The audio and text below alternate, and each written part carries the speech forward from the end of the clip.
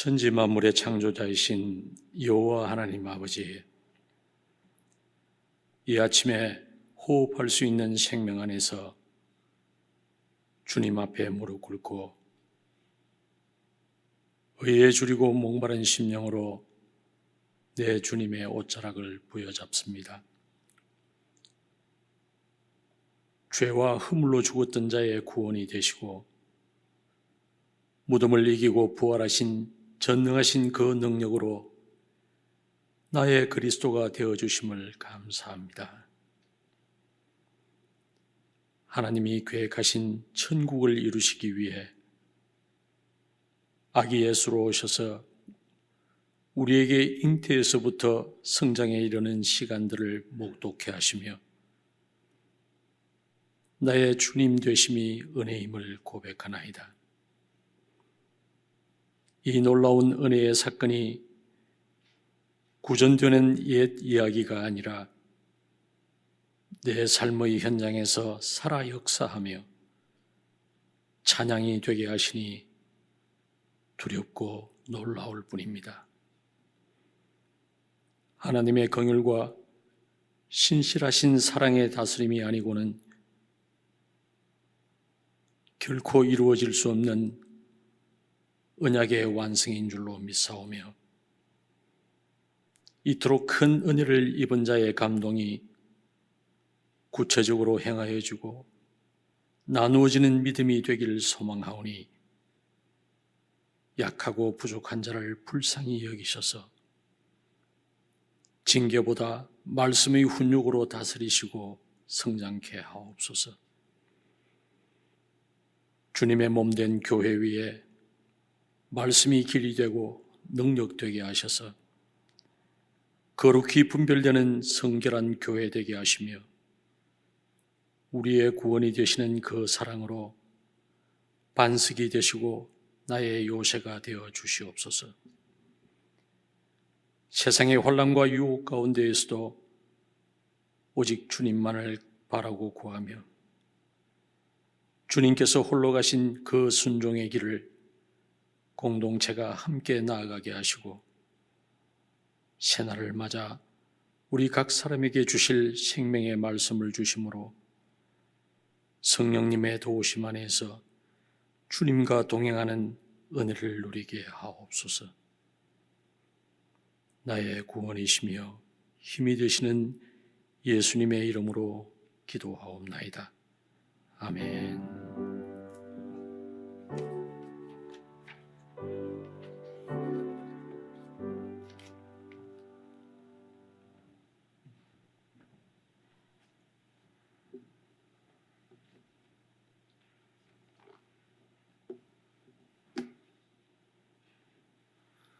네, 오늘 아침 우리가 함께 묵상할 본문은 누가복음 2장 41절에서 52절까지의 말씀입니다. 누가복음 2장 41절에서 52절까지 본문 오늘 아침 함께 묵상하도록 하겠습니다. 한 절씩 교독하겠습니다. 그의 부모가 해마다 6월절이 되면 예루살렘으로 가더니 예수께서 12살 되었을 때에 그들이 이 절기의 관례를 따라 올라갔다가 그 날들을 마치고 돌아갈 때에 아이 예수는 예루살렘에 머무셨더라. 그 부모는 이를 알지 못하고 동행 중에 있는 줄로 생각하고 하룻길을 간 후 친족과 아는 자 중에서 찾되 만나지 못함에 찾으면서 예루살렘에 돌아갔더니 사흘 후에 성전에서 만난즉 그가 선생들 중에 앉으사 그들에게 듣기도 하시며 묻기도 하시니 듣는 자가 다 그 지혜와 대답을 놀랍게 여기더라. 그의 부모가 보고 놀라며 그의 어머니는 이르되 아이야 어찌하여 우리에게 이렇게 하였느냐. 보라 네 아버지와 내가 근심하여 너를 찾았노라. 예수께서 이르시되 어찌하여 나를 찾으셨나이까. 내가 내 아버지 집에 있어야 될 줄을 알지 못하셨나이까 하시니 그 부모가 그가 하신 말씀을 깨닫지 못하더라. 예수께서 함께 내려가사 나사렛에 이르러 순종하여 받드시더라. 그 어머니는 이 모든 말을 마음에 두니라. 예수는 지혜와 키가 자라가며 하나님과 사람에게 더욱 사랑스러워 가시더라. 네, 아이 예수의 이 탄생, 출생 이야기는 어제 단락으로 끝이 났습니다. 오늘은 12살 소년 시절에 한 토막 짧은 에피소드를 소개를 하고 있는데 내용상 출생 서사는 아니지만 나중에 이어질 이제 이 공생의 내용과 그리고 출생 그 사이를 잇는 이런 가교적인 역할을 하고 있는 본문이라고 생각할 수 있겠습니다. 또한 육신의 가족과 그리고 영적인 가족 이 모티프가 이렇게 대조가 되면서 예수님의 신적 정체성이 드러나는 그런 단락이기도 하죠. 특히 12살 이 예수의 예루살렘 이 여행기는 장차 이제 갈릴리에서 예루살렘으로 가는 긴 그런 사역의 여정들을 암시하는 그런 글이라고 이해할 수도 있겠습니다. 그 과정에서 이 예수가 자신의 사역을 온전히 어떻게 감당해 나갈 것인지 또한 짐작을 할 수 있는 대목입니다. 우리 마태, 마가, 누가 이 복음을 공관복음이라고 흔히들 얘기를 합니다. 같은 관점에서 같은 시각으로 사건을 바라보고 있다라는 그런 의미가 될 텐데요. 우리가 이제 어떤 글을 쓸 적에 이 글을 읽게 되는 주 대상이 누구인가라는 것을 이해하는 것은 참 기록자의 의도를 우리가 파악하는 데 도움이 된다라고 이 근래 계속해서 말씀을 드리고 있습니다. 마태복음은 주로 누구를 향해서 기록이 됐냐면은 유대인들을 향해서 기록됐다라고 생각을 하시면 글을 읽을 적에 이해가 좀 쉬우실 거예요. 마태복음은 주로 유대인들을 향한 글이고, 그리고 마가복음은 로마인들을 향한, 그리고 지금 오늘 기록된 이 누가복음은 주로 이방인들을 향해 메시지가 기록됐다라는 그런 그 이해를 가지고 읽게 되면은 좀 혼동되는 부분들이 좀 쉽게 풀리는 경향이 있거든요. 이런 건 참고로 조금 이해를 해두시면 좋을 것 같습니다. 그런데 이 공관복음, 세계 공관복음 중에서 누가복음에만 오늘 본문 예수님의 12살 무렵의 행적이 기록되어 있습니다. 다른 복음에는 없어요. 이 공관복음에서 보면 같은 사건을 조금은 다른 시각에서 인원수가 차이가 날 때도 있고, 어떤 행동을 예수님께서는 이렇게 하셨다 했는데 다른 복음서에서는 그렇게 아닌 걸로 기록된 이런 차이들을, 이런 게 우리가 읽다 보면은 좀 혼동되고 뭐가 맞는 거야 라고 생각할 수 있는데, 앞서 말씀드렸다시피 어떤 의도를 가지고 어떤 부분을 더 강조했느냐라는 차원에서 일을 한다면은 큰 흐름에 지장이 없다라는 것이죠. 좀 다른 관점으로 기록된 이 사건들은 이 특별히 기록자가 어떤 목적을 가지고 의도를 가지고 기록을 했다라는 부분들을 추측을 할 수 있는 겁니다. 한 절씩 한번 살펴보겠습니다. 41절, 그의 부모가 해마다 6월절이 되면 예루살렘으로 가더니, 아시다시피 6월절은 출애굽 사건을 기념하는 유대인의 중요한 절기입니다. 출애굽기 12장에 기록이 되어 있죠. 당시 이 경건한 유대인들은 매년 예루살렘 성전에서 6월절을 지키는 것을 전통으로 삼아서 유지를 하고 있었는데, 예수님의 부모가 예수님과 함께 예루살렘으로 갔다는 것은 마리아와 요셉이 예수의 육신의 부모가 경건한 유대인이었다는 것을 우리가 또 짐작할 수 있는 대목이기도 하겠죠. 또한 예수님이 이러한 그 신앙적인 배경 속에서 성장을 했다라는 것도 아울러서 짐작할 수 있습니다. 42절, 예수께서 12살이 되었을 때에 그들이 이 절기의 관례를 따라 올라갔다가, 12라는 그 숫자가 우리 성경에서 굉장히 중요한 의미를 갖는다고 말씀을 드렸었죠. 역시 유대 사회에서 12살이라는 나이는 아주 중요한 시기였습니다. 12살이 지나고 13살이 되면 비로소 이제 성인의 책임을 지는, 성인이 되는 그런 성년 의식을 지내게 되는데 바르미츠바라고 한다고 그래요.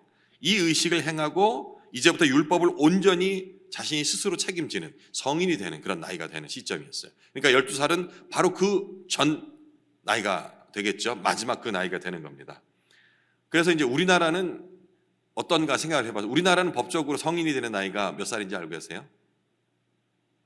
네? 19세? 맞습니다. 네, 정확히 19세. 저는 내려갔다라고 생각했어요. 18살로 내려갔다 뭐 했는데 그게 보니까 투표 나이가 내려갔고 법적인 성인 나이는 지금 우리나라에서는 19세로 돼 있더라고요.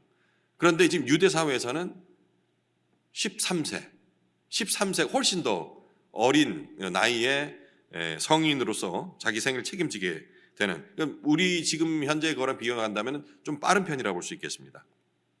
이때가 되면 유대 남성들이 이 6월절을 위해서 이 성전으로 가야 되는 전통이 있었죠. 이거는 이제 신명기 16장에 기록된 그 명령을 따라서 순종해서 6월절을 어떻게 지키라는 성인 남자들이 어떻게 지켜라는 그 율법을 따르고 있는 것입니다. 이때는 반드시 부모가 동행해야 되는 것은 아니었다고 합니다. 그런데 또 오늘 본문에 보면 부모가 동행을 했죠. 그러니까 굉장히 신실한 그런 가정이었다. 부모가 굳이 그 아이와 따라서 같이 가야 되는 건 아닌데 동행했다라는 것이 그 집안 내력들을 우리가 짐작해 볼 수 있는 대목이기도 합니다. 43절, 그 날들을 마치고 돌아갈 때에 아이 예수는 예루살렘에 머무셨더라. 그 부모는 이를 알지 못하고. 6월절 행사가 7일 동안 이어졌다고 그래요. 단 하루로 끝나는 것이 아니고, 이것은 레위기에 기록된 내용입니다. 이 기간을 마친 마리아와 요셉이, 예수의 부모가 다시 고향길로 오르죠. 그런데 이때 아이 예수는 부모와 함께 귀향하지 않고 예루살렘 성전에 남아있던 겁니다. 이 남아있었던 이유를 이 성경학자들은 이렇게 얘기를 합니다. 예수께서 자신의 그런 신적 사명을 점진적으로 자각하고 있었다라는 표현을 하는데, 그냥 나면서부터 알고 계셨는지, 아니면 이 성경학자의 표현대로 점진적으로 알게 되었던 건지, 아니면 어느 순간에 딱 자각을 하게 됐는지, 그건 저도 잘 모르겠습니다. 하지만 어쨌든 이 이후에 이어질 내용들을 보면은 분명히 예수께서 자신의 그런 이 세상에 보내진 임무를 언제부터인지는 저는 모르겠습니다만은 이 순간만큼 분명히 알고 있었다라는 것을 짐작할 수 있죠. 하지만 이것을 예수의 부모는 알지 못했습니다. 예수님이 예루살렘에 성전에 남아있는 줄 모른 채 각자 출발을 하죠. 이거를 굳이 지금 우리 시각으로 생각한다면, 어떻게 아이를 놓고 온 줄 모르고 그렇게 그냥 자기들 출발하지? 라고 상식적으로 우리 상식으로 생각할 수 있을 텐데, 그 당시 문화를 본다 하면은 이상한 일도 아니다라는 것을 짐작할 수 있습니다. 유대인들은 긴 여정을 위해서 이렇게 남성과 여성이 따로 이렇게 이동을 했다고 그래요. 같이 이렇게 손잡고서 가족들끼리 이게 아니고 남성, 여성 이렇게 따로 이동을 했고, 그리고 아이들이 양쪽에서 자유롭게 이렇게 막 주위를 떠돌면서 이렇게 막 움직이면서 가는 그런 형태를 띄었다고 하니까, 요셉과 마리아가, 예수의 부모가 예수도 그 또래 우리 아이들과 함께 이렇게 막 같이 있겠지라고 생각을 했을 것 같아요. 그러니까 이제 단체로 이동을 하니까 그 무리에 끼어 있을 거라고 생각을, 그냥 무책임하게 애가 어디 있는지 살펴보지도 않고 마트 같은 데 보면 막 난리가 나잖아요. 막 아버지가요, 얼마 전에 저도 대형 마트에 갔는데 어떤 남자가 막 큰 소리로 막 뭐라 호통을 치는데, 보니까 어떤 여자애 가만히 봤더니 이제 아내예요. 아내한테 너무 크게, 그런 거 신경 쓰지 말아야 되는데 너무 크게 떠드니까 들리잖아요. 애를 말이야 어디 있는지 챙기지도 않고 네 살 거면 사가 되겠어 이러면서 막 큰 소리 치는 거예요. 그러니까 지금 우리 상식으로 보면 그것도 지금은 좀 왜 애를 엄마가, 여자가 봐야 됩니까?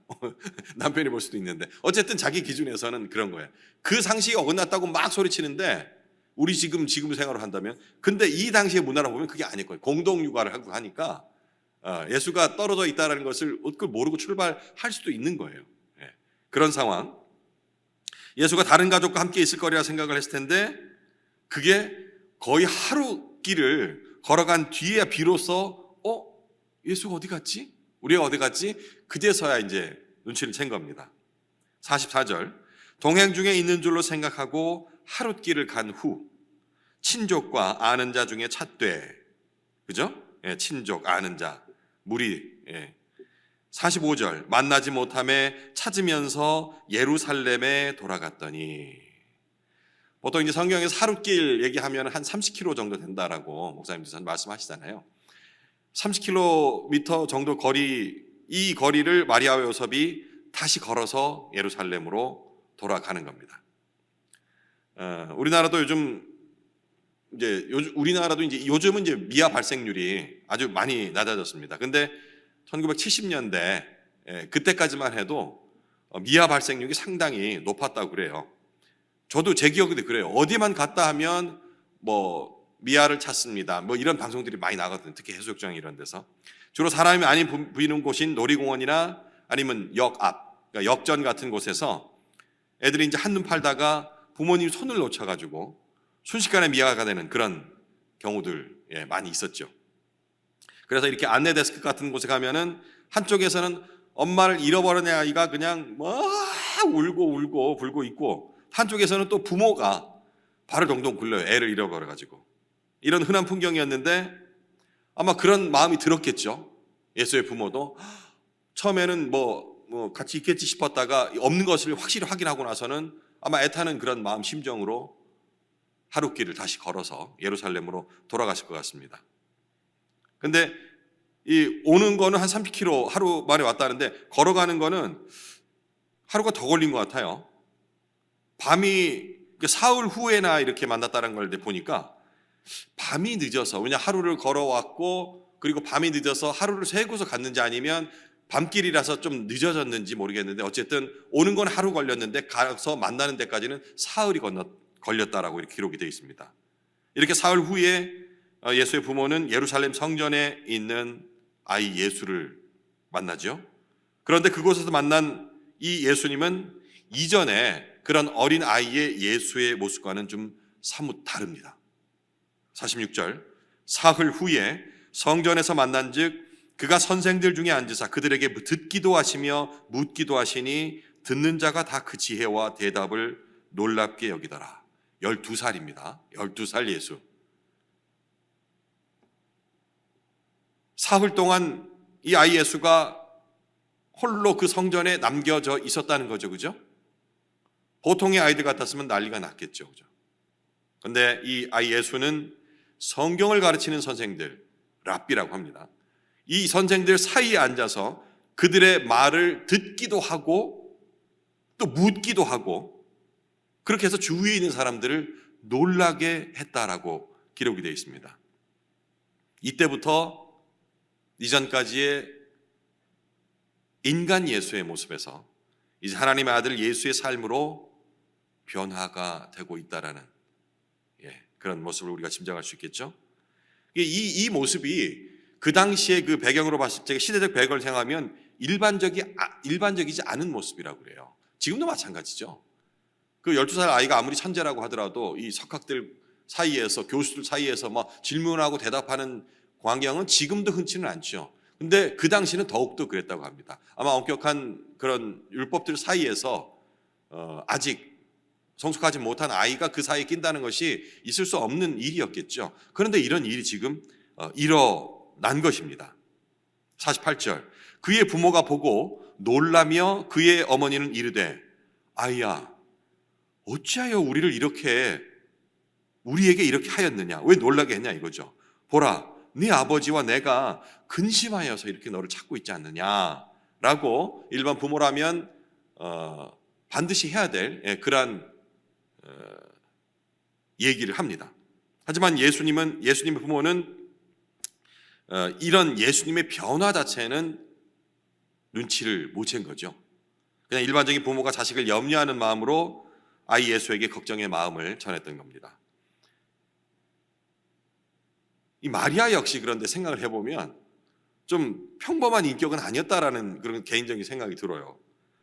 이 정도 상황이면 보통의 부모 같으면 엉덩이 한 차례 때릴 것 같아요. 이놈의 자식 그냥 여기 어디라고 말이야, 혼자 남아가지고 뭐 이러고 꾸중을 했을 법한데 이런 걱정스러운 마리아의 이 말은 그런 어떤 그 막 화가 난 이런 모습과는 좀 사뭇 다른 느낌이 듭니다. 이 말에 예수님은 아이답지 않은 얘기를 하죠. 49절. 예수께서 이르시되 어찌하여 나를 찾으셨나이까?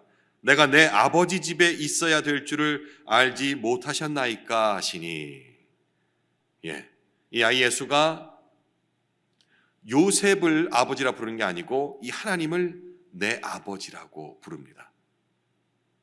이게 또 이제 시대적 그 상황들을 조금 우리가 본다 한다면 아버지라는, 하나님을 아버지라고 부르는 사람은 예수님 외에 이전에 이 이후에는 있죠. 우리가 나중에 우리도 아버지라고 부르니까요.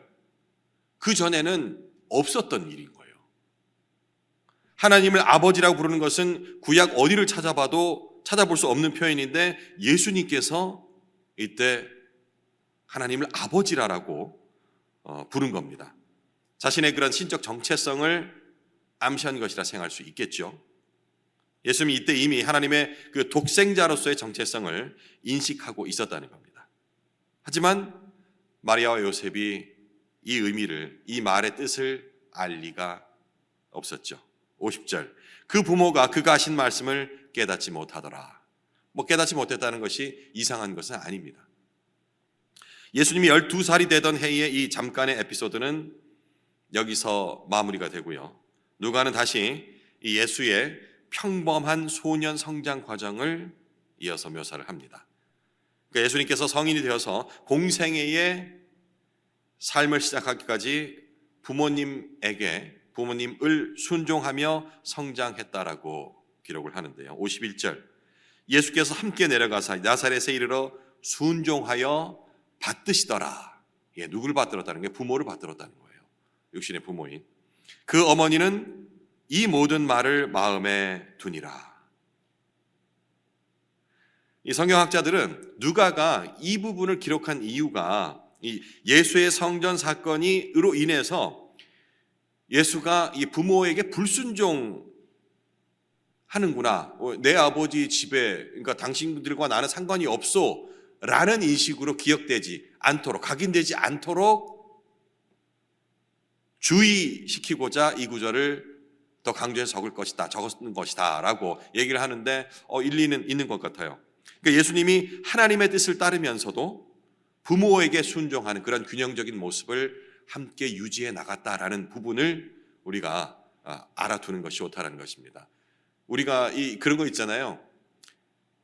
제 주위에서도 봤습니다. 믿지 않는 부모예요. 그 부모 중에 한 분이 돌아가셨어요. 그래서 이제 초상을 치르는데 온전히 그 상을 함께 동참해 치르지 않는 거예요. 왜? 내 아버지는 예수를 믿지 않았기 때문에. 과연 이 모습이 그 부모에게 불순종하는 거예요. 믿지 않는 부모니까. 이 모습이 과연 믿지 않는 사람들 눈에는 어떻게 비춰질까라는 생각했을 적에 참 안타까움이 있었는데, 그런 관점에서 본다 한다면 이 예수님께서는 자신의 하나님의 독생자 아들임을 인지하고 있었지만 육신의 부모를 섬기는 부분, 그러니까 이 육적인 부분, 영적인 부분을 밸런스를 맞춰가는 것을 소홀히 하지 않았다라는 그런 관점에서 이 내용은 중요한 내용이라고 생각을 합니다. 또 한 구절 주목해야 될 내용이 어머니 마리아가 아이 예수가 한 모든 말을 마음에 두었다라고 기록을 하고 있습니다. 그냥 그 뒤에 해설도 없고 그냥 딱 한 줄만 이렇게 기록이 되어 있어요. 뒤에 이어지는 말이 없어서 이 구절이 정확히 뭘 의미하는지 추측할 수밖에 없는데, 앞선 그 2장 19절에 나왔던 목자들이 마리아에게 전했던 말, 이 말도 뭐라고 기록되어 있냐면 마리아가 그 마음에 두었다라는 표현이 있거든요. 유사하지 않습니까? 예수께서 한 말도 역시 이해는 가지는 않지만 마음에 두었더라. 이 다른 성경 보면은 이제 그 말을 마음에 뒀다가 아니고 예수께서 한 행동을 기억했다라고 기억하는데, 말이든 행동이든 어쨌든 그 순간 이해되지 않던 상황을 마리아는 그대로 이해를 하려거나 아니면 나름대로 결론을 내리는 것이 아니고 마음속에 그대로 두고 기억을 하고 있다라는 이 구절이 저는 이 마리아의 특별한 또 그 사명 부분들을 깨달을 수 있는 구절이 아닌가 싶습니다. 마리아는 천사의 수태고지 이후에 상식적으로 이해할 수 없는 상황들이 자신에게 일어나고 있고 또 그 일들은 하나님의 계획하심의 일부라는 그런 믿음이 있었다라는 생각을 갖게 하는 대목이죠. 이해되지 않는 일과 말이라도 나중에 이 말이 무슨 의미였는지 분명히 내가 깨달아 알게 될 것이야 라는 생각으로 마음에 두었을 것이다 라고까지 저는 생각을 하고 싶습니다. 52절, 예수는 지혜와 키가 자라가며 하나님과 사람에게 더욱 사랑스러워 가시더라. 지혜는 하나님을 아는 것이다 라고 말씀을 드렸었죠. 예수님은 공생의 사역을 시작하기까지 하나님을 더욱 알아가며 자신이 인간의 몸을 빌려 이 땅에 보내졌던 그 이유를, 다시 말해 하나님의 계획하심, 하나님의 뜻을 알아가고 있는 것입니다.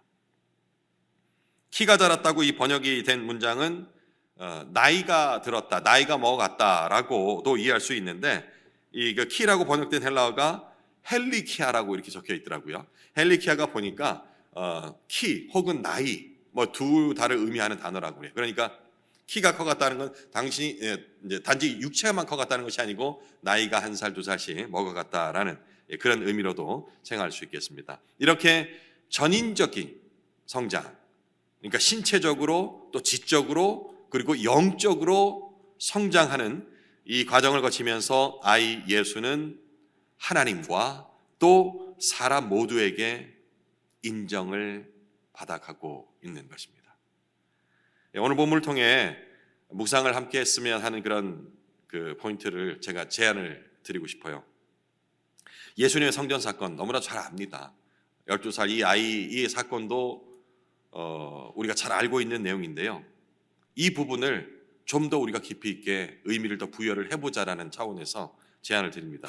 육신의 부모인 요셉과 마리아에게는 이 성전 사건이 아들을 잃어버리는 그런 사건일 수 있습니다. 그렇죠? 육신의 부모에게. 이 사건을 우리가 영적인 시각으로 다시 한번 생각을 해본다면 하나님의 아들로서 예수님의 참 정체성을 잊어버린 그런 사건이라고도 적용을 해볼 수 있겠죠. 하지만 그것은 우연한 사고가 아니라 마리아가 마음에 담아두어야 할 만큼 중요한 사건이었습니다. 늘 곁에 있었지만 그가 누구인지 생각지 않았던 육신의 부모처럼 다시 우리로 돌아옵니다.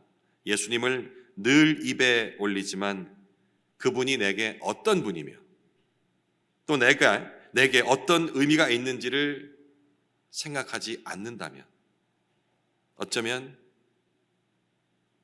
우리는 예수의 육신의 부모들처럼 그분을 이 순간 잃어버리고 있는 사람이며 또한 부활의 주님과 함께 동행하며 걸어갔던 하지만 그분이 예수인 줄 모르고 슬퍼했던 엠마오 마을로 가는 제자들과 같은 자일 수가 있다라는 얘기입니다. 오늘 성전 사건은 예수님의 그런 신적인 모습들을 드러내는 역사적인 그런 순간으로만 기억할 것이 아니고 예수께서 성전에 남아 계셨던 그 사건을 부모는 내 아이를 잃어버렸다라는 의미로 생각했던 것처럼 우리 스스로도 예수와 함께 동행하고 있으면서도 그분이 나에게 어떤 분이신지 그 의미를 잃어버린다면 역시 똑같이 성전에서 아이를 잃어버렸던 마리아와 요셉과 같은 처지에 처할 수 있다라는 사실, 오늘 아침 이 포인트를 한번 점검을 해봤으면 합니다. 개인적으로 묵상 이어가시겠습니다.